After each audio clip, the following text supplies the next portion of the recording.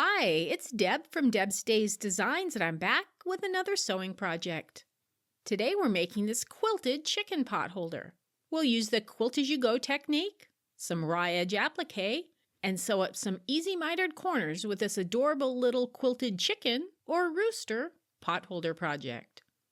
Before I get started, I publish new content frequently, so be sure to subscribe to my YouTube channel or stop by the blog at debsdays.com. And check out my Etsy shop, Deb's Days Designs. That's where you'll find a digital version of this project. You can download it at home and print out the entire pattern. It has the materials list and cutting measurements, step-by-step written instructions, color photos, and the printable template. Or, to save paper, just read through the directions on your device and then print out just the template page. All right, let's get this project started.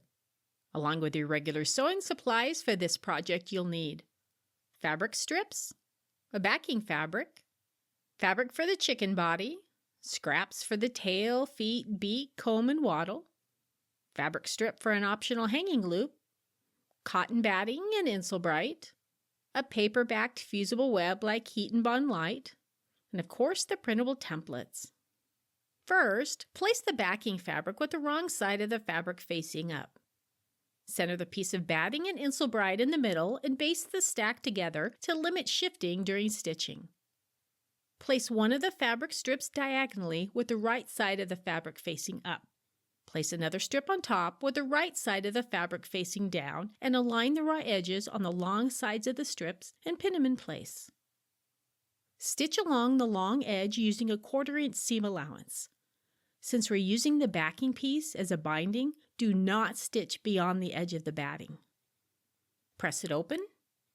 Place another strip on top of the last strip, right sides facing each other, and stitch together using a 1/4 inch seam allowance. Press it open. Continue adding and sewing strips until you reach the corner of the batting. Turn the piece around. Follow the same technique to add the rest of the strips. Flip the piece over and fold the backing out of the way and very carefully trim away the excess ends of the strips without cutting into the backing. Turn the piece right side up and trim the backing fabric so it measures 1 1/4 inches away from the front fabric. To create the binding and mitered corners, fold the corner of the backing so it meets the corner of the front piece and press it. Open up the fold and cut on the creased line and do the same for all 4 corners. Fold the cut corners over the corners of the front piece and press them. Fold each side so the raw edges of the backing meets near the raw edge of the front and press it. Fold the backing fabric over 1 more time so it becomes the binding on the front and press it. And follow the same technique all around the pot holder. Adjust the mitered corner if necessary and top stitch around the outside near the open edge of the binding.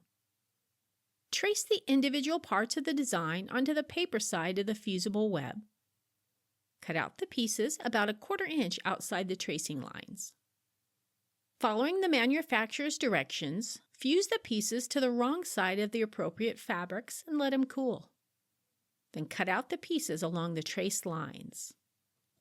Remove the paper backing from the fusible web and center and arrange the chicken on the front fabric piece. Tuck the pieces over and under each other to get the look you desire and fuse it into place.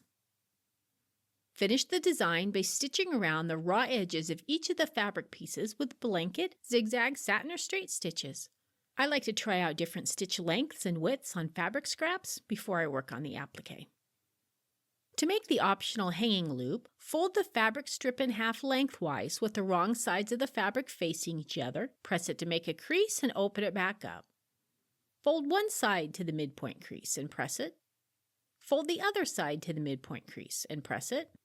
Fold the entire piece over and press it. Top stitch about 1/8 of an inch from the edges all the way across and around the fabric strip. Fold the strip in half to make a loop. With the loop facing down, pin the raw edges of the loop to the top of the back of the pot holder between the top stitching and the edge of the pot holder. Secure the loop in place by stitching over the pot holder's previous stitching. Press the loop up and stitch across a loop one last time to hold it in the upward position. And just like that, just that fast, you used up some fabric strips and made yourself a cute little project that'll brighten up your farmhouse or chicken-themed kitchen. See you next time with another project.